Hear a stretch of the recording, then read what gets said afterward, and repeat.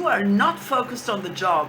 This was Office Romance Boss Problem number 1, and it made you unpromotable and unpay-raisable, which is why we need to thoroughly fix it today.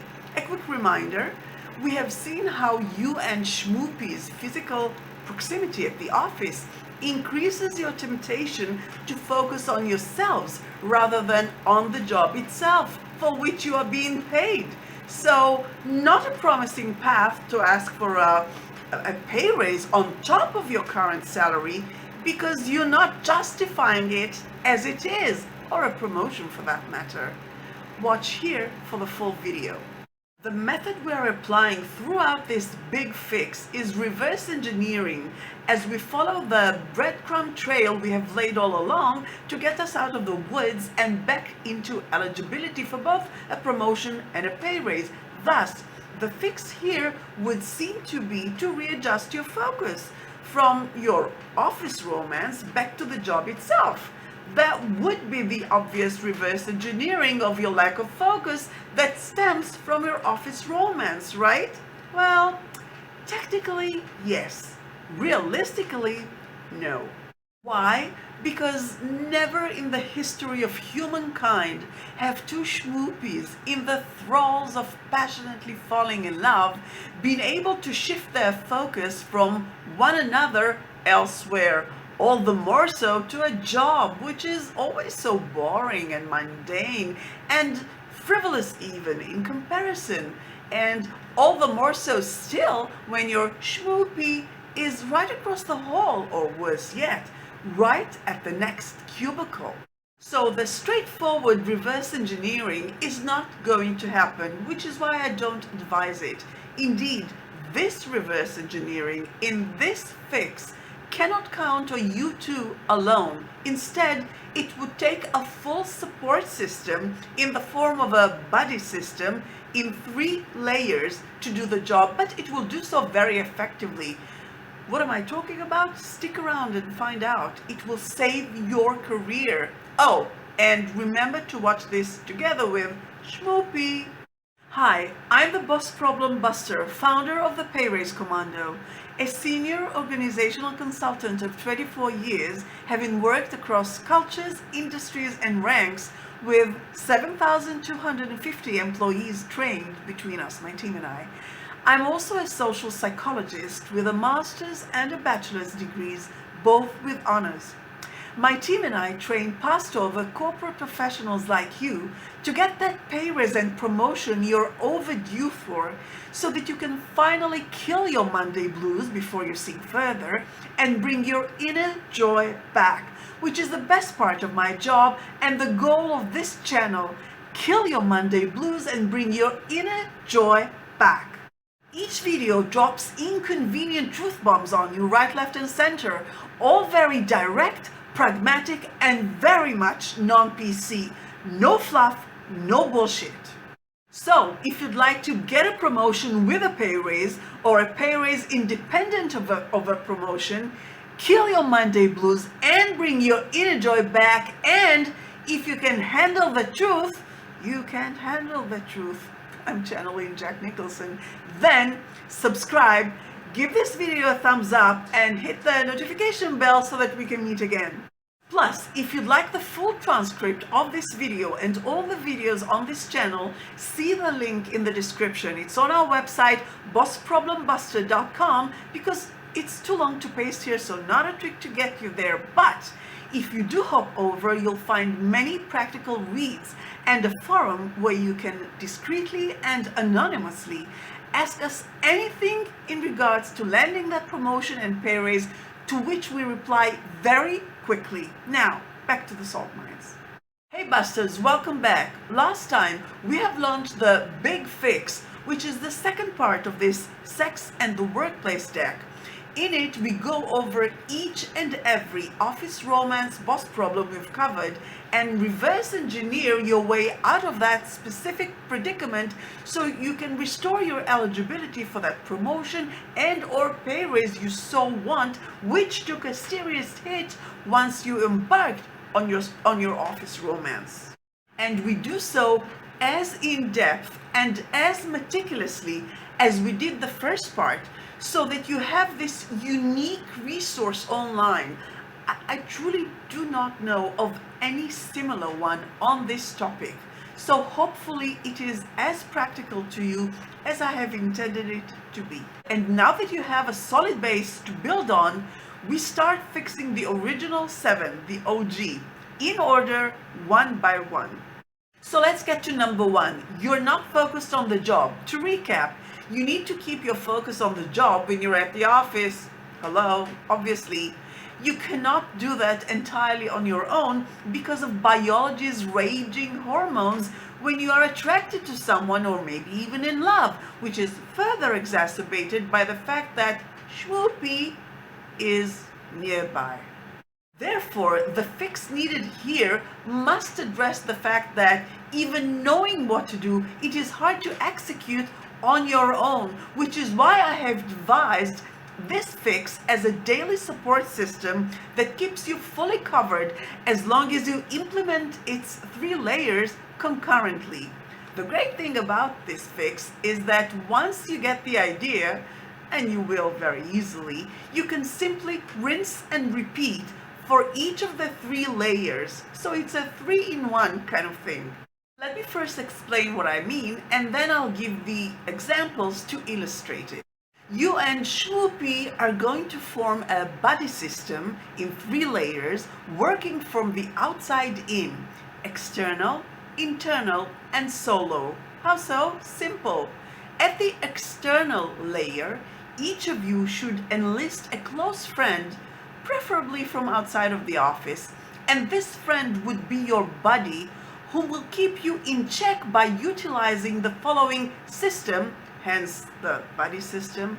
He or she will message you with very specific messages, custom made for you, that I will address in a moment. They can do so by text, email, video call, whatever is most convenient and effective for both of you. The medium or technology doesn't matter. The repetition and content of those messages do. As to the repetition, your friend will contact you on agreed upon times that don't interfere with your work, otherwise it would defy the whole purpose. That could be on your commute to work, on your lunch break, and or on Sunday night as you gear yourself up for another week. Again, whatever is most convenient and effective for the both of you. I call it VCN, voluntary, constructive, wait for it, nagging. Voluntary because you volunteer to be nagged. The term is obviously facetious, but have no mistake, its purpose and function are very serious. Remember, you need this buddy system to help you focus on the job because, as explained before, it would be nearly impossible to do so entirely on your own.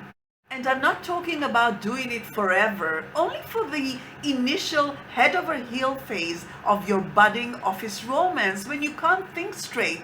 Once this infatuation subsides and hopefully true love has blossomed, I'm getting poetic again, it will naturally stabilize and you will find focusing back on the work easier, thus making Office Romance Boss Problem number 1, you're not focused on the job, irrelevant. It will cease to exist, in which time you can release your friend from this lovingly obnoxious VCN, voluntary constructive nagging. Okay, so we've seen how this buddy system works in terms of its principal concept.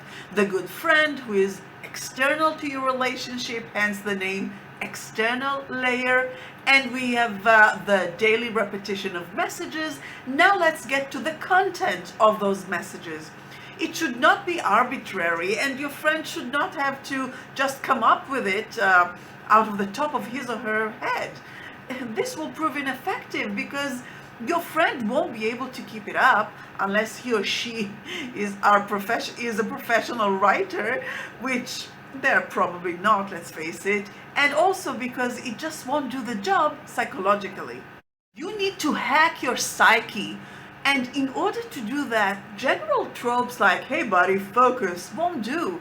Instead, The messages need to be very specific, custom made for you, which means they need to be very idiosyncratic.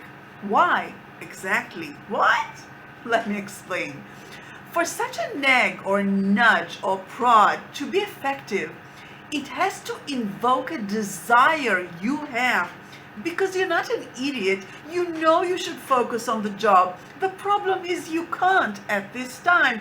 That's the whole nature of this Office Romance Boss Problem number 1. So simply repeating it, focus, focus, focus, doesn't help you. Instead, the best motivator is the why of the job. You need to know to which end or goal or dream or ambition or all of the above. In other words, the why. Why do you need to focus on this job? Well, duh, I'm only doing it for the money. Sure, that's totally legitimate, but still, there is a reason why you need this money. Yeah, well, I need this money to live. Exactly. That's a big deal to be able to live. Now, what precisely in your life do you want to finance that is worth your time and effort focusing on this job, which is the source for that financing? Remember, you were going for a promotion and a pay raise until your co-worker relationship interfered, hence this entire deck trying to make you eligible again. What I mean is, you do not only feel the need for the money you currently earn at this job, you have aspirations to earn more. Why? Maybe you'd like to move to a better apartment building in a more exclusive neighborhood with more amenities, or maybe you would like to buy a house and start your way on the property ladder. Maybe you're dreaming of a trip around the world, or to Europe or South America or Southeast Asia. Or maybe you have a hobby that requires some equipment you want to acquire or upgrade. Maybe you need the money to develop your side hustle, hoping to one day become self-employed and quit the rat race. Or maybe you are saving and investing, hoping for an early retirement when you will finally get to just do your thing. It's all good, whatever it is, as long as it sparks a vision of a better future within you, from which you can reconnect with your professional workplace ambition, and from which you can derive focus on the job, which is what we're after here. So for example, your buddy could message you something like, "So how much is that rent again?" referring to that upgraded apartment you're after. Or maybe, "No focus, no Goa," a well-known party scene, if that's your thing. Goa is a state in West India. It could also be very idiosyncratic from a negative side, i.e. not what you're striving for, but what you're running away from, which is actually, for most people, much more motivating, psychologically speaking. So maybe something like, your parents' basement is kind of damp, right? To remind you what happens if your lack of focus will cause you to lose this job, in which case not only will you not be able to upgrade your apartment as you so wish, but worse, you will be forced to go back home with your tail between your legs. And what will become of your office romance then? You get the point. Note the messages are short and concise. This is not an essay. So whatever it is, it should be very idiosyncratic, almost cryptic to anyone else, but you know these are the buttons that can push you and prod you back on track. And of course, Schmoopy should do the same with her best friend, or his, or theirs, whatever. Now, just rinse and repeat the same system for the next 2 layers. Remember, you need 3 layers. Also remember, we're working from the outside in. We had the external layer, so now the next layer would be the internal, by which I mean you and Schmoopy being each other's buddies. To make this layer effective, choose dreams and aspirations that are more romantically inclined.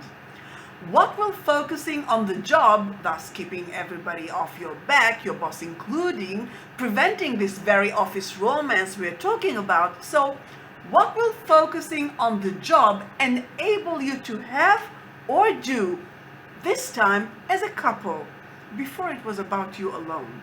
For example, you can remind one another the benefits of focusing on the job to your relationship.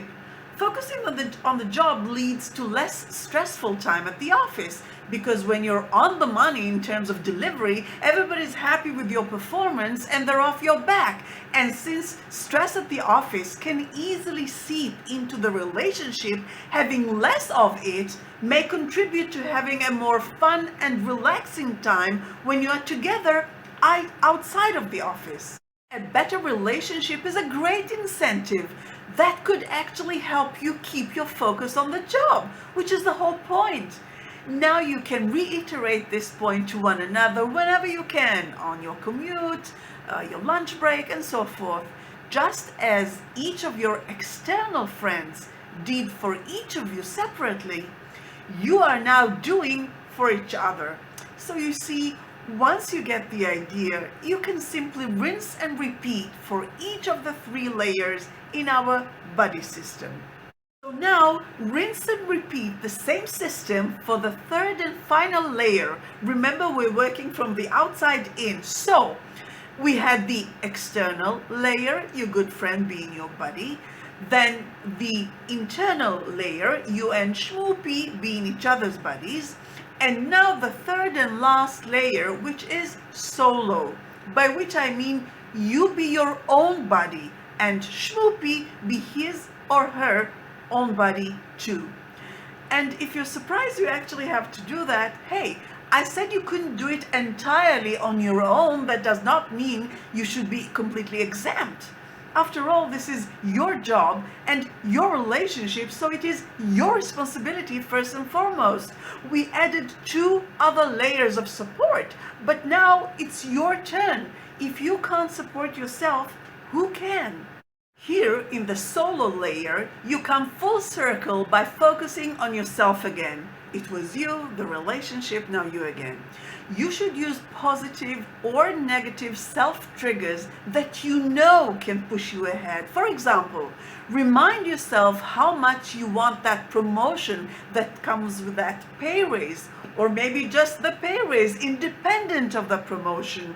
That's from the positive side. From the negative side, push yourself to focus on the job by reminding yourself how frustrated and humiliated you would be if you were to be passed over for some loser whom will get it instead of you. Imagine coming to the office, having to face him or her, re-experiencing this frustration and humiliation day in, day out. Even having Schmoopy around won't do the trick. At least not completely. And of course, here as well, Schmoopy should do the same for herself or himself. As an aside, let me just acknowledge an important issue here, but one that I will not dive deep into because it is not the focus of this deck. See, I have to keep my focus too. So, with my dear Abby hat on once again, let us acknowledge that the tricky part of this whole fix is that there is always one whom is better able to compartmentalize. I can't believe I managed to get through this word. Therefore, able to better keep focus on the job. Usually, that would be the man. And no, it's not social construct, it's biology. The way their brains are wired. When this happens, i.e. one of you better succeeds in focusing, the other might take offense. How could it be? Are you not that into me as I am you that you can so easily focus, whereas I don't even know what day it is I'm so enamored with you? Which means, paradoxically, this party that succeeds in focusing on the job instead of fantasizing about the relationship all day long will be punished by the other party, the one who cannot so successfully focus, for doing the exact thing you have both agreed upon, which was to indeed focus on the job while at work. Usually, this would be the woman, the one punishing, I mean. Sad, but true. There is no way out of it other than a lot of, and I mean a lot, of introspective work on the part of the offended party. Which reminds me the party of the first part and the party of the second part bit by the absolutely immortal Marx Brothers in A Night at the Opera. I'll link it here. It may have actually been an inspiration, and in any case, a sure harbinger for Abbott and Costello's Who's on First, which I'm actually less keen on, but I'll link it as well. See, all is well. I'm back to my old Remington Steele self. I was a poet there for a moment at the beginning, although I'm that too, actually. So if you're the offended party, I can't get over it. Okay, this is serious. So if you are the offended party whom starts second-guessing the relationship because the other party is better able to focus on the job, I didn't break, then you should do that introspective work either on your own or with professional help. And please know that your reaction has nothing to do with your romance being an office one. This has to do with the offended party's psychological makeup and inner demons, which is why I will leave it at that. Do with it what you will. The Great Oz has spoken. Didn't have any Wizard of Oz reference in a while, since this video here actually, in which it is the entire theme. Check it out, you'd like it. Anyway, this is the practical, doable fix of Office Romance Boss Problem number 1. You're not focused on the job. You build a support system around you in 3 layers, working from the outside in to cover all your bases and get yourself to focus on the job again. This way, you can completely offset, or at least mitigate, this Office Romance Boss Problem. Indeed, if you fully implement this fix, as detailed in this video, you can actually prevent the problem altogether, which would be the best outcome because it will make you eligible again for that promotion and or pay raise you so want. And it's all in your hands. So, what do you think about all this? How do you like this fix? Are you implementing it? Let me know in the comments. I'd love to get your feedback. And if you appreciate this massive work and you'd like to see more, you know the drill, but I'll say it anyway. Subscribe, give this video a thumbs up, and hit the notification bell so that we can meet again. And join me next time when the big fix continues. And until then, go back to work. You know I can't help you get that promotion and pay raise if you don't actually do the job.